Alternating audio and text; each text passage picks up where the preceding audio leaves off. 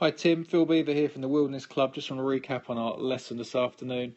So if we run through yours, if we keep an eye on these hands straight away, as you take the club away, you're going to see, now we could really see it from front on, but we're going to see you really start with the hands sort of drag back before the club head moves. And what that does is it's taking the club away extremely upright and extremely shut. The face is literally looking at the ground there, and the club is a little bit too sort of in front of your body, so to the right of your body. If we look at Rose here, Justin Rose, you're going to see as he takes the club away, that club head is moving inwards. So when he comes to this position here, the toe of the club is almost pointing straight up. Okay, so his club face is actually looking this way compared to yours looking at the ground. But that club head is worked inwards. So when Rose actually goes to hinge, cuts through his right forearm, we can see that with the shaft, they're cutting through his forearm. With yours, it's just a bit too steep for me. It's all a little bit shut.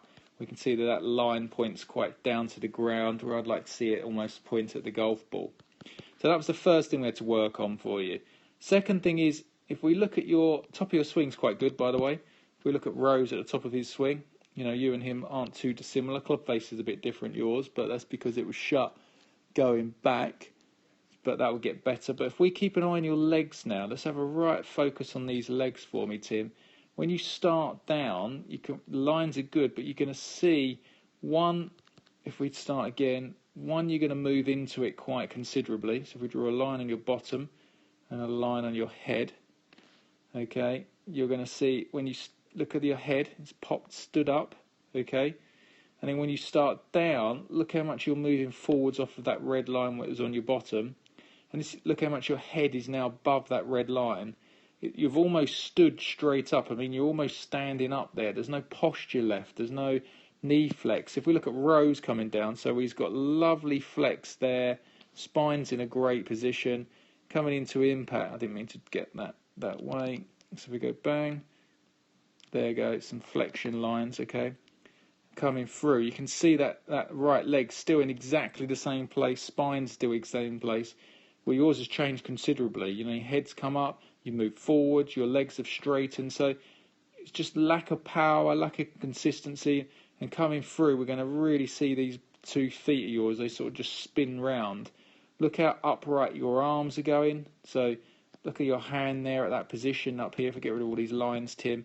Look at your hands there and look at the difference of Justin Rose's, because this is going to turn. His arms are going to finish a lot more lower for one. That left arm or right arm of his is more across his body, okay. Yours is almost straight up.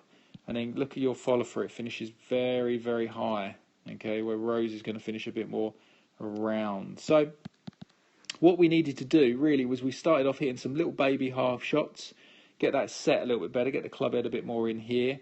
But from there, just start turning. We've got to turn that left hip out the way on the way through, and not standing up and standing into it. And we hit lots of shots, half shots, got the feeling of that, and we started to go up the gears and work on that. But we've got to stop them legs straightening. We've got to stay in flexion and turn. And I'd rather you go up a club at the moment and work on that for me. So I hope that all makes sense, and I'll see you